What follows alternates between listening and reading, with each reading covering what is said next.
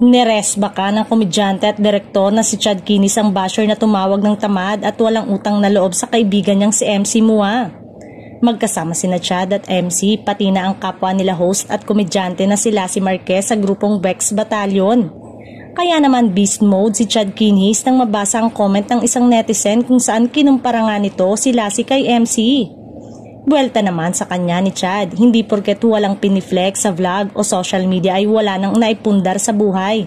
Baka raw masyak ang basher kung sino talaga sa kanilang tatlo ni na MC at Lassie ang pinaka-rich.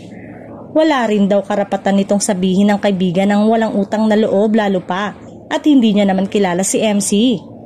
May mga nagkukumpara kasi na masyado daw na maigo si MC at hindi naman nagpapakumbaba at gayahin ng kaibigan na si Lassie. Mahal ko ang dalawang yan. Kaya oo, papatol ako lalo na sa mga epal na ganito. Nakakalungkot lang umano kasi nagkakaroon ng issue dahil sa estado namin ngayon. Sa totoo lang ako ang least kung ano ang meron ako ngayon and thankful ako sa mga kaibigan ko.